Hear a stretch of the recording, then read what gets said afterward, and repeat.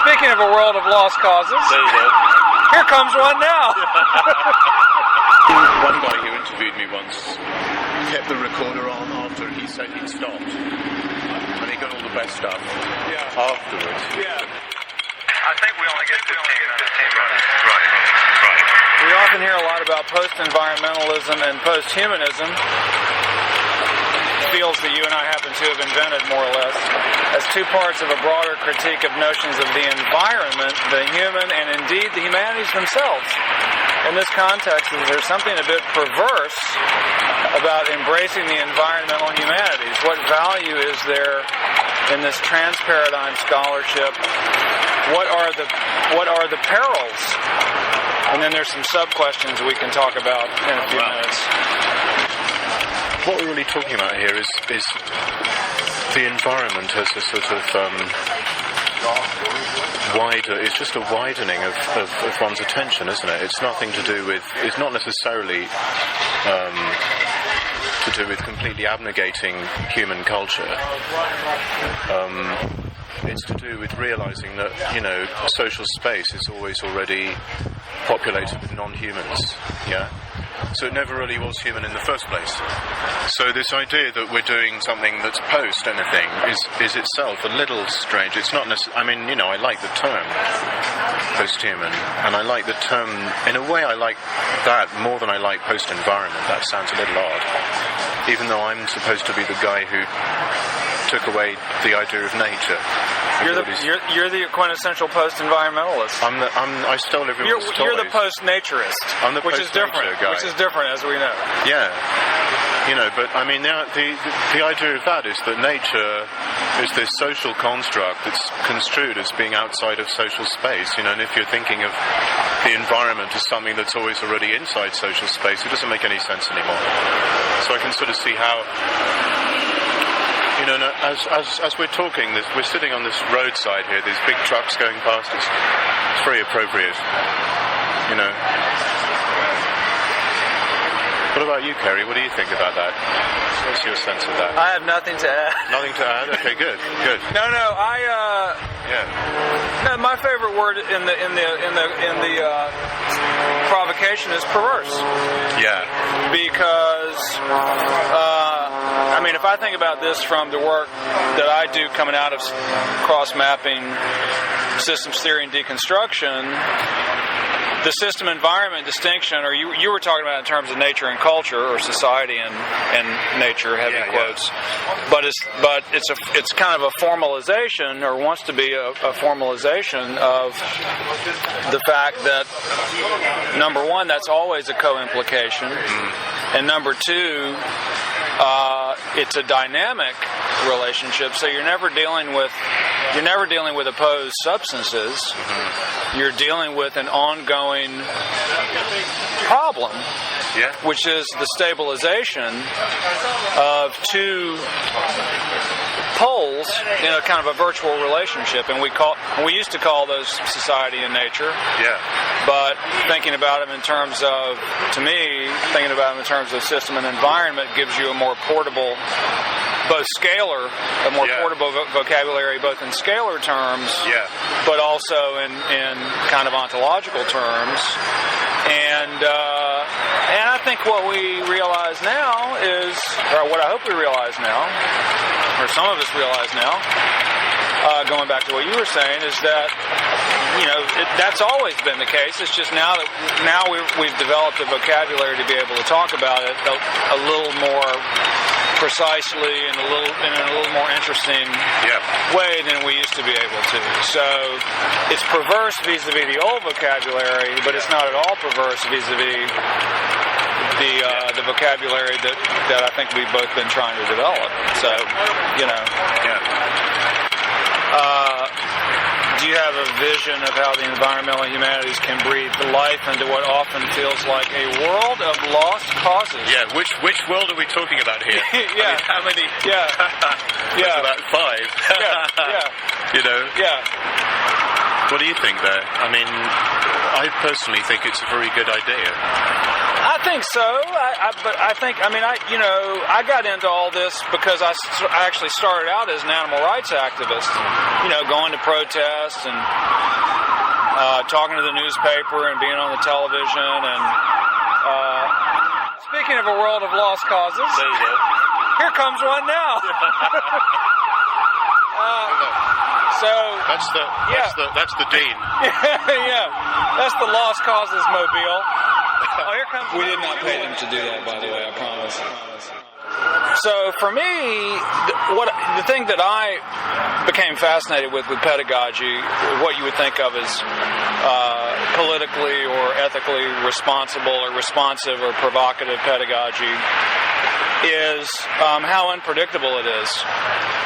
So these issues are so. All these questions are very rational questions, and they're very academic questions. Yeah. But one thing you realize when you teach this material is how thick and charged and unruly on levels that you don't recognize and your students don't recognize these questions are.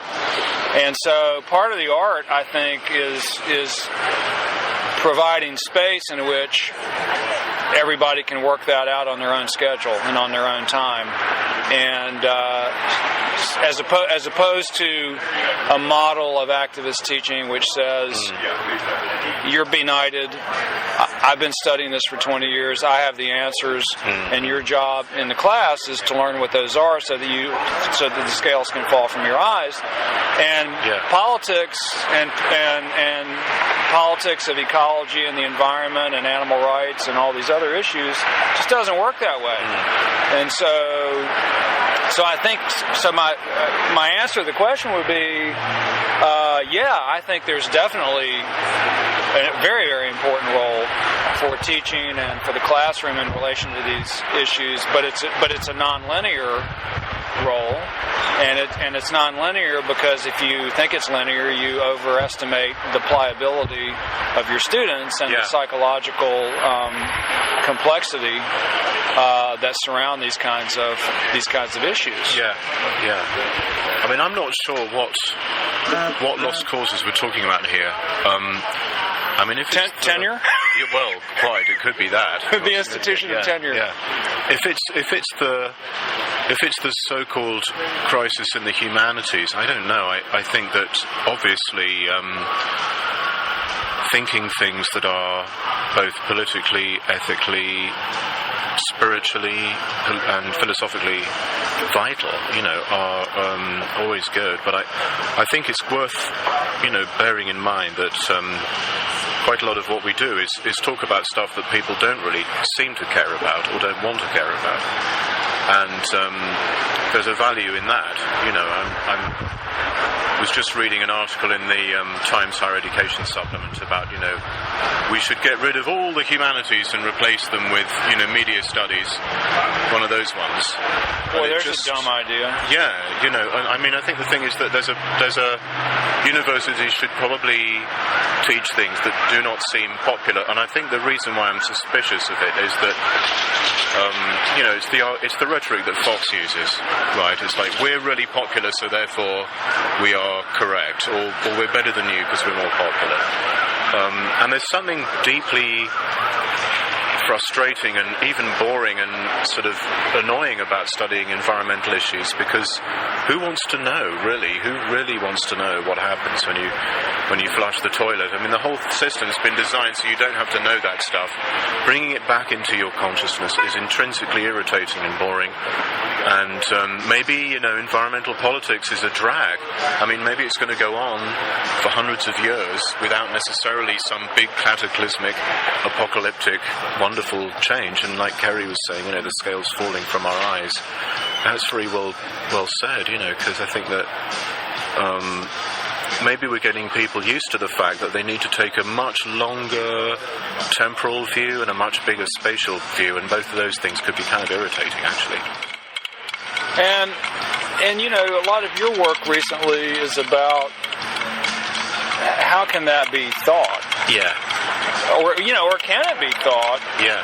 in any familiar sense of the term, and that in a way brings us back to a strong sense of the aesthetic. Yes.